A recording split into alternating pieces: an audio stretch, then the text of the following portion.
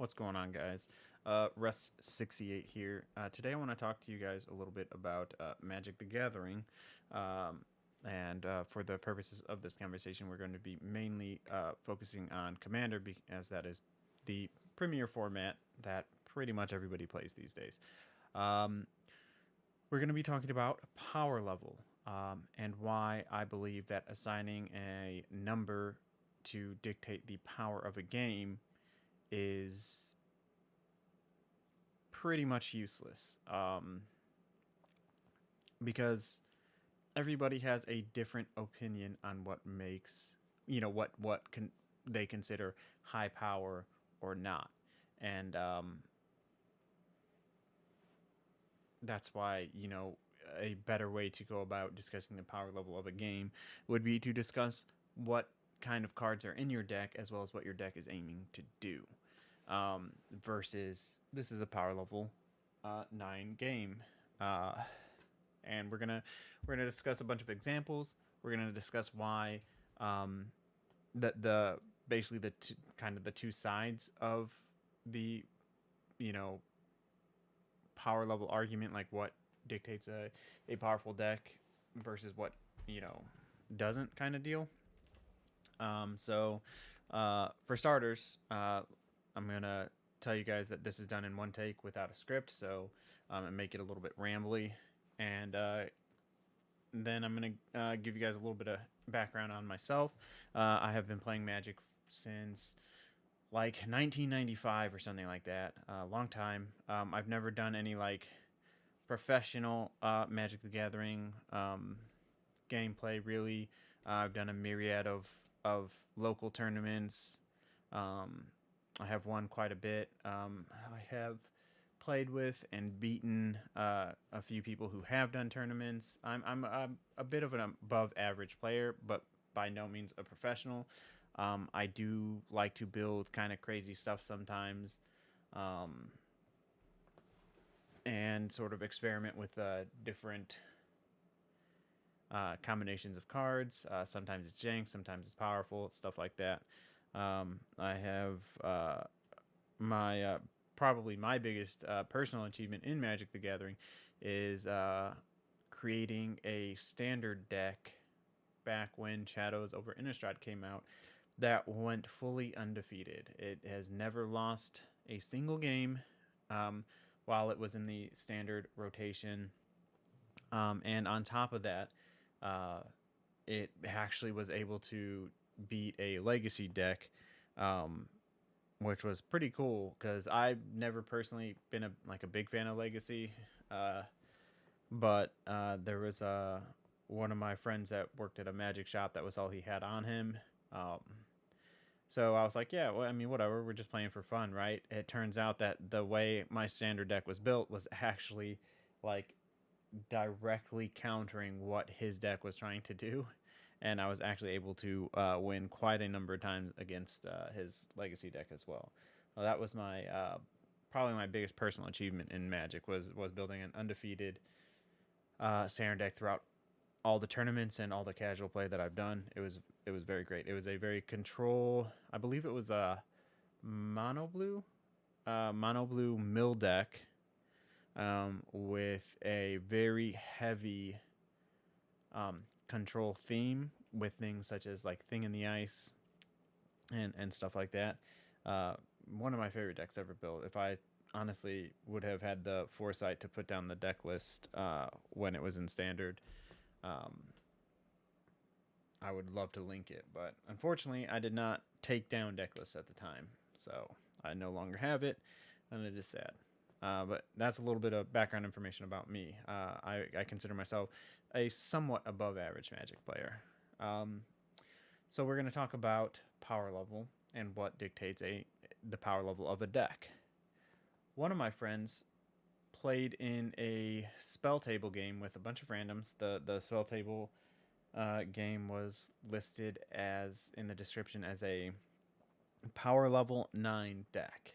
Now, it is possible that one of the players just didn't read this and just joined a game, but I mean, when you see a game on Spell Table, it's pretty easy to read the description, and most people read it to join it because tells you what kind of game they're looking to have. And the start that people had was actually, I mean, I would even call it a little bit slower for a power level 9 game, in my opinion. But this is how the turns went. Again, I don't know what commanders people were playing or anything like that. I just know the story of like what each turn, the first turn for each person went. And player A played a dual land and passed. I think player B played like a dual land and a soul ring and passed. And player C played a dual land and a mana crypt and passed. So pretty standard higher level gameplay for what's supposed to be a level 9 power level 9 seems a bit bland on the turn ones, but I mean, it's not it wasn't bad plays. It just seems a little bit slower to me for a power level 9. But the fourth character was like, oh, I don't think I can sit at this table. So I don't know what that player thought a power level 9 game was going to look like, that they had to bow out of the game for having dual lands and mana crypt and a soul ring being played on turn 1. That seems pretty odd to me. Another friend of mine, we had this discussion the other day. We play a lot together, and he says that he builds a lot of casual decks. And is, in my opinion, I have played against like maybe one or two casual decks from him. The rest of them are very, very like good decks. Like he has won more often than he has lost against me. And it's because I try to, I don't play like super high power stuff most of the time when I'm playing Commander. I do have a couple of CEDH decks, and then I do have some high power decks, and then, but a lot of my decks kind of, I just want them to do, a certain thing, and if they're doing that thing, okay. And again, I'm playing with friends. It's just for fun. It's no big deal, right? And that's usually why even in CEDH, a lot of times I don't like aggressively mulligan for that win. I'm okay with just playing a CEDH deck, more like a high power deck, just because I'm not aggressively mulliganing, so it sort of lowers its power, since CEDH only cares about like your opening hand basically, because that's typically the majority of the cards you're going to see is right in that opening hand. And we're just, like I said, we're playing for fun. What I say that we play casual competitive EDH is what I tell my friends that we play, because we're very casual about the commander we play. But we play at a myriad of different levels. Now my one friend's opinion on what dictates a high power deck, he says that I play high power decks because I have fast mana and tutors. And a lot of people seem to think that the fast mana and the tutors are what dictate a high power deck. And I'm going to try to explain why I personally think that is not necessarily the case. And we are, hopefully going to have a really cool discussion about what dictates a high power deck or not, or just a powerful deck or not. Like, it doesn't even have to be like high power per se. Basically, all of the middle ground that's not CEDH or precon is basically casual to mid to high, whatever you want to like call it. Like, I guess casual would be like mid power, stuff like that. So I'm gonna show you guys a deck I've built a long time ago. I've only had it in paper format for like a month or two, but out of the games I've played with this deck, it has won exactly one time. It has mana rocks for days. It has fast mana. It has tutors, but it is an Ur Dragon deck. An Ur Dragon deck is pretty heavily telegraphed. An Ur Dragon is not a powerful commander. This is very much a casual deck. Now, with the amount of mana that I put on to it. I mean, okay, I won't say casual. I'll say mid-power because I don't want people to be like, well, casual is this, because that's like a whole nother discussion. This is a very mid-power deck, and I've played against a myriad of different decks, and again, I've only won one time.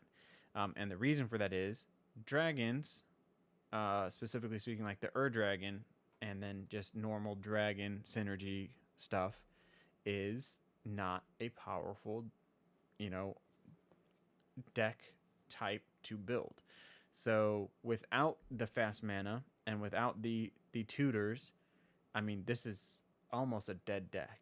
Like this doesn't play without those. Like it would be dead before it could do pretty much anything. And the reason why is it is not a powerful effect. Dragons are very expensive to play. Dragons are very easy to control. And it kind of needs these tools to even give it a shot at, like, at least the way that I have this one built.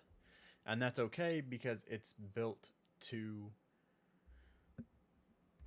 be a very mid deck. Like I play this, like when my friends want to play lower power, I play this. And when I play this in a lower power game, it usually loses. Just because, again, everybody knows what I'm trying to do. What I'm trying to do is not very effective. And there you have it. So for my friend, what dictates a high power deck is tutors and fast mana, specifically, is what he said. Now, he didn't say anything about combos. And I'm not sure if what he calls a casual deck with no tutors and fast mana run combos or not. And we're going to use combos in the term of a series of cards that work together to win the game. And synergy, for the sake of this combo, is a series of cards that create an ample advantage to a player. Now, it gets a little bit muddled there because how much, like, if the synergy that you have creates a big enough advantage that it's going to win you the game, is that considered a combo? There's also combos that technically don't win you the game, but can sort of put you in such a huge, great position to win the game soon after, kind of thing. So it gets a little bit muddled there, but that's a discussion for another video. Maybe we'll talk about that next time. But for the sake of this conversation, we're going to say a combo results in a win versus synergy results in an ample advantage. Okay, so in his decks, I believe he uses no tutors, no fast mana, and I don't think he uses free counter spells, but I could be wrong about that. He typically doesn't play a whole lot of blue, so I mean, I don't know if he plays any of the free spells or not. And I don't know if he has combos or not in his decks. So this Dragon deck is a pretty prime example of just a mediocre deck that has mana ramp and tutors. Mana ramp creates a different way for you to build your deck. It creates flexibility because you no longer have to worry as much about the mana curve of your other cards because you have fast mana. You still have to worry about it a little bit, but it helps you sort of get on a higher curve faster. If you didn't have this, you would basically have to, you would have to skew these numbers to. So if we took out all of the fast mana, there's 3 pieces of fast mana that cost 0. There's 6 permanents with a mana value of 1, which are mana dorks, mana vaults, stuff like that. And then there is the mana value 2 rocks and stuff like that. So if we took out this, we would actually have to move this down and move this up to get more mana dorks and stuff like that. So you just have to worry about mana curve a lot more heavily if you don't have fast mana. And then the tutors do not add direct power to your deck, because the tutor itself has a strong effect, but it's not giving you really any power. What it's doing for you is actually giving you a form of redundancy, because you can treat that as in like pretty much a copy of anything in here, because you can fetch whatever you need at the time. So it's a sort of form of redundancy, but it also, and more importantly, gives your deck flexibility and consistency. So you can try to consistently have cards to make your deck do what it needs to do. However, there are so many tutors in the game, and not all of them are as broad as search your library for a card and put it into your hand. You know, even Vampiric Tutor is search your library for a card and put it on top, or Enlightened Tutor, search your library for an artifact or enchantment and put it on top. So they even vary in power on the tutors themselves, but it is adding flexibility and redundancy and consistency to your deck. Now, the reason why I say it doesn't add direct power, because a tutor's power is going to vary on what your deck is trying to do. My deck is trying to play out dragons and turn them sideways. The tutor is going to help me have the cards that I need to do that, but it doesn't necessarily win me the game or anything like that, versus a tutor in a deck that's running the Thassa Oracle Demonic Consultation combo is a lot more powerful, because in that instance you grab it and you can win the game. And that's where I think my friend is wrong, in the fact that a high power deck is a deck built with fast mana and tutors, because they can only be as powerful as what your deck is trying to do with those cards. So again, for instance, my dragons. My deck here has all that stuff, but it's trying to do dragons. This is a very mid-power deck because it's trying to do dragons. Dragons is not a very efficient strategy, at least the way that I have it built with the Dragon and all of this stuff. It's just supposed to be a mid-power deck. And when I brought this up, he said it was just, he said that if a deck kind of dirtles out, even though it has fast mana and tutors, he wasn't talking about my dragon deck specifically, but we were talking about in general, like if a deck can't win with a tutor and fast mana, he said that it is like bad deck building. And I was like, no, because the person is building it to be a mid-power deck. And then I gave my dragon deck as an example, and he was like, yes. And so he said that he understood what I was saying, but I don't think he really grasped what I was saying. Because it's not bad deck building if you have mana ramp and you have tutors and you can't win the game with those. It's not bad deck building. What it is you built a deck to do something specific at a certain power, to be able to sit at, you know, a certain table or certain tables of X power and do what your deck wants to do, right? So again, my Dragon deck is very mid power, because it's just not, I mean, it's not even the most efficiently built dragon deck. I'm sure I could build it way better now. There's tons more cool dragons and stuff like that. But this is just a very average deck, and it loses a lot more than it wins. And it has sat across a bunch of different tables with a bunch of different decks. And like I said, I have won one game. My friend in question, when he sits at our 3 or 4 player group, he wins more often than not with his, what he would refer to as casual decks, because they don't have fast mana, they don't have tutors, and they rely heavily on synergy to do stuff. And the way that he's looking at it, and I had him explain this, is he's looking at it in a vacuum. He's looking at the cards in a vacuum. So a demonic tutor, if you're going 1 for 1, a demonic tutor is going to be a better card than a Knight's Whisper. A Knight's Whisper, I believe, is the card that makes you lose 2 life and draw 2 cards, versus demonic tutor's ability to grab you whatever card you want. And I was like, yeah, sure. In a vacuum, you know, that's great. When you're comparing the cards 1 to 1, that's true, but you can't compare the cards 1 to 1, because the cards, both of those cards, rely heavily on what is in your deck.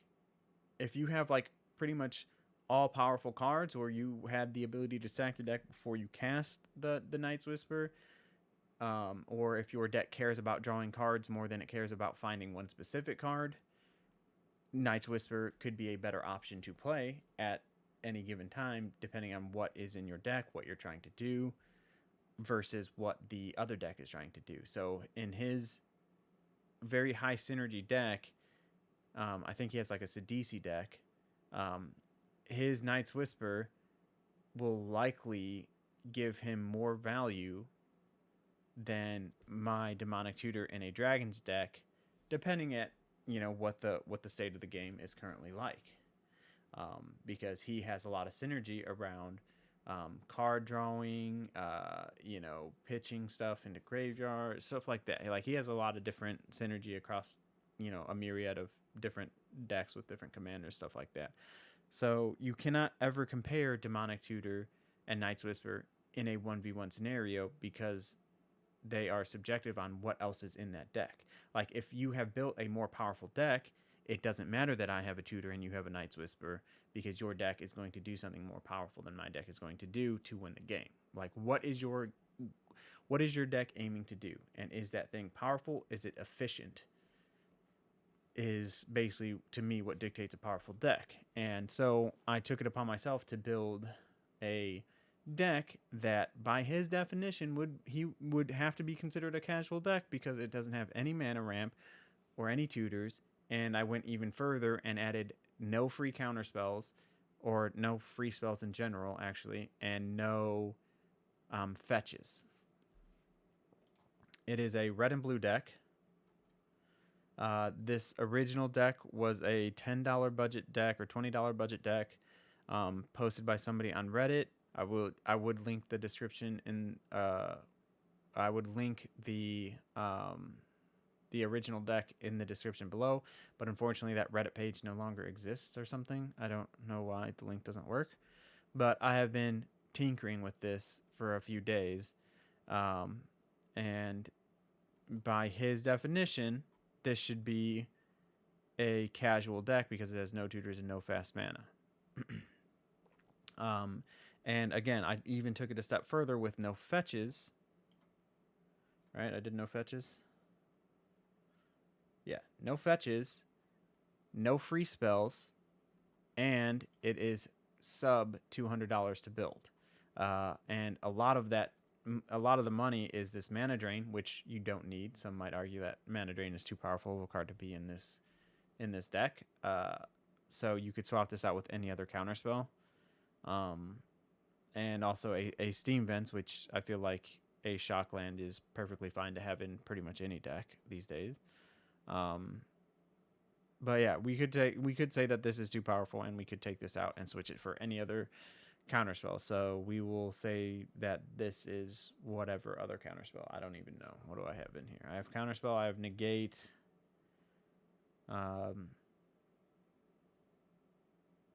that it? Might have to add more counters, more control.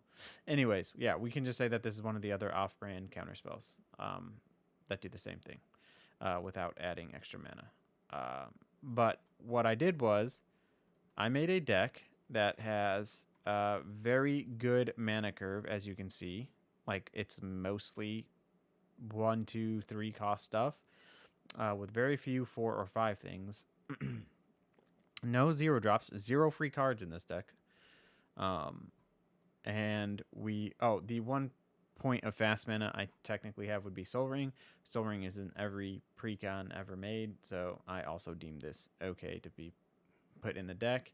And I do believe he runs it in his no fast mana decks, because this is a 1 for 2. It's about the most fair, fast mana rock you can get. Now, so by his definition, this is a casual deck. And again, like I said, I even did extra steps to make sure that it fit the mark of what he would consider a casual deck.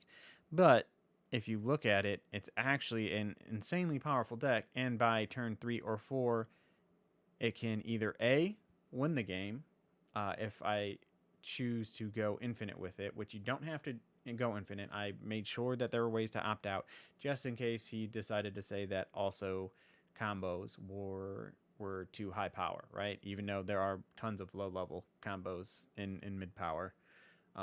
that's fine. I wagered that he might say that it would be too powerful if there was a combo in it that wins the game. So I made a way to stop the combo from going off while still maintaining the synergy between all cards and doing what it needs to do. And so if by turn 3 or 4 I'm not trying to win the game, I should be able to have control of the board, a full grip, as much card draw as I could possibly want, like, and I will have interaction for the rest of the game. So, and this is all synergy with the fact that I can put enough synergy down that I can create a feedback loop that is going to be more powerful to offensively. So the loop is like every time every time my guys do damage, I will like draw a card with Niv, and every time I do damage, I will also gain a treasure token.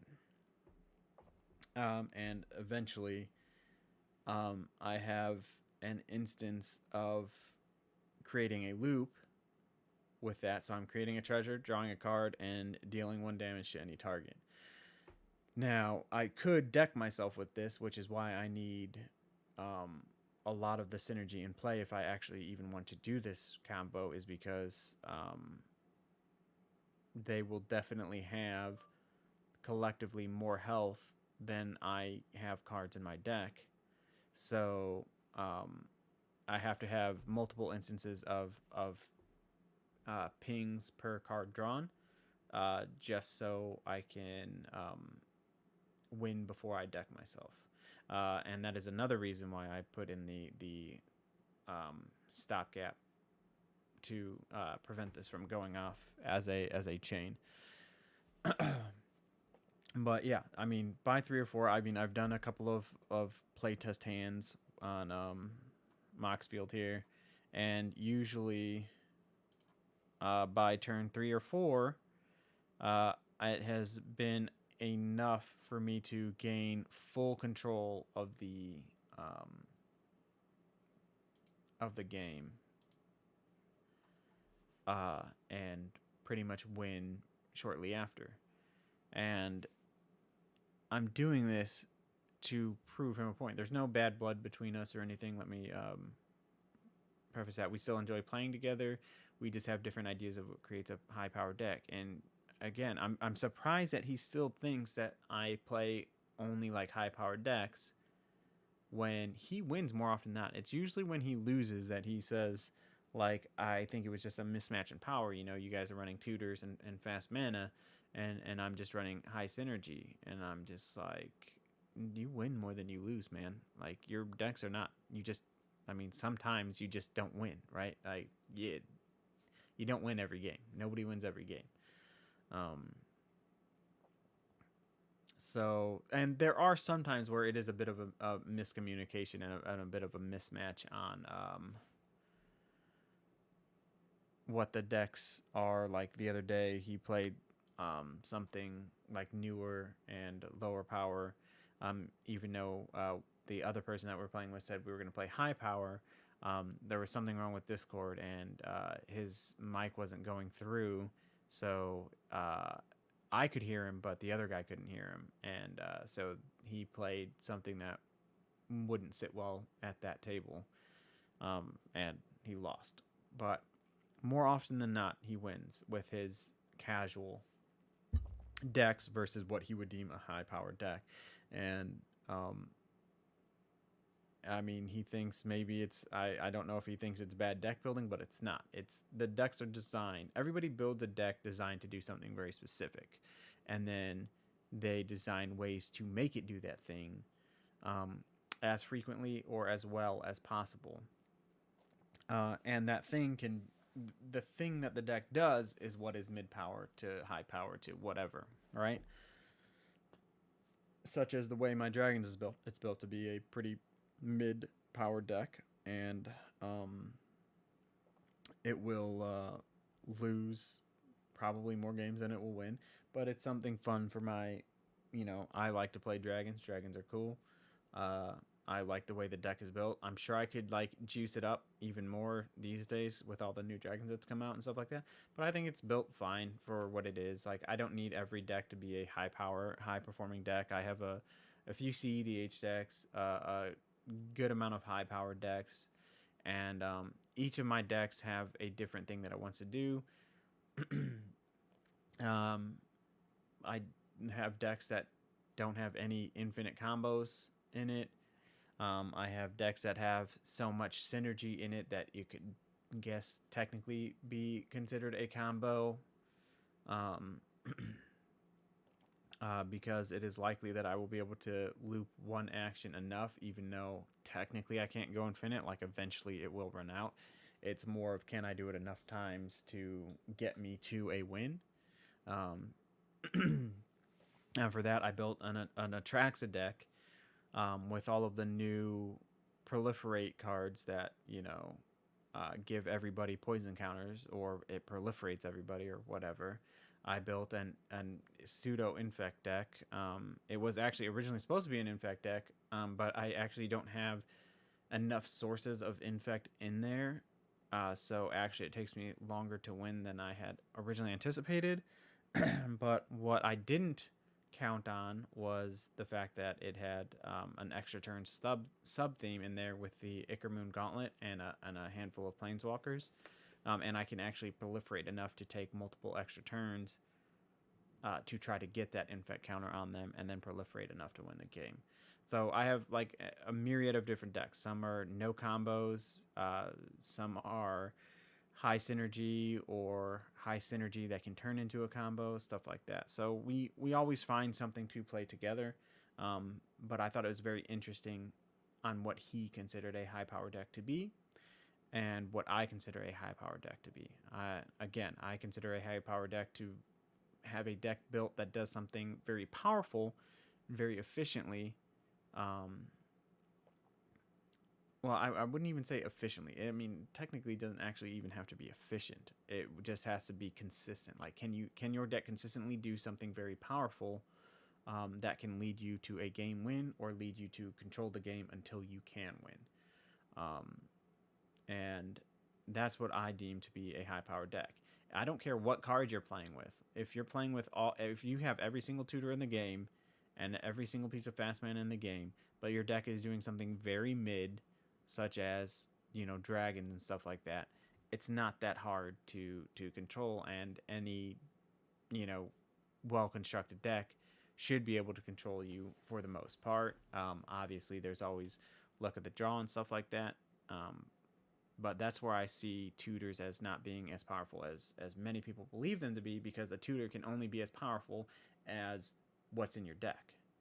Like, a tutor has no inherent power, it just grabs you something with power.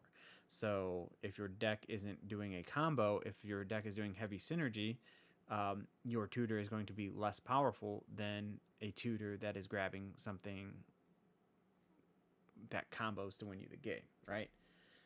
So that's my personal opinion. I would love to see what you guys think down below. I think this is a very interesting discussion to have about Magic, and it is a very relevant discussion to have about Magic, as it is constantly being argued what a certain power level indicates. A power level 7 shouldn't have this or this or this, or like there's discords out there that ban certain cards for certain power levels and stuff like that. And I think a lot of times they ban the wrong cards. So for instance, they ban fast mana. Well, fast mana isn't the issue if you build a deck that doesn't need it. For instance, technically, this deck would be the deck that I showed you with no tutors, no fast mana, no fetch, no free spells, would be able to play in a lot of that specific Discord channel's tiers of games, because it doesn't have any of these banned cards. I think Sol Ring might be banned on one of their tiers, but even without the Sol Ring, it doesn't matter. This deck would still run the same. Like, it, I would just add in something else that generates at least 1 mana over the Soul Ring, Mana Dork, or something like that, and it would technically be allowed in there because it doesn't have the fast mana that they've banned from this certain power. And that's where, again, I think people are getting confused on what makes a deck powerful. Is not tutors and fast mana, it is what the deck does with those tutors and that fast mana. The fast mana and tutors just assist the deck in doing that more consistently. But let me know what you guys think in the comments below. I would love to get a discussion going on this. I find this very interesting, a very interesting debate amongst Magic players. And if you liked the video and you would want to see more Magic content, such as other discussion videos, or even, you know, me recording some of the games that I play, just like the video and subscribe. And if you guys have any cool ideas for unique decks, I'm always down to hear them. I love deck building. I've built many decks, and yeah, I love Magic. I'm always down to talk Magic, play Magic, whatever. So I hope you guys enjoyed the video. I hope maybe you found this a little bit helpful at the least, and at best opening up a huge discussion about what dictates power. But we're gonna call this video done here, and I hope to see your guys' thoughts down below. And until next time, stay safe and stay sane.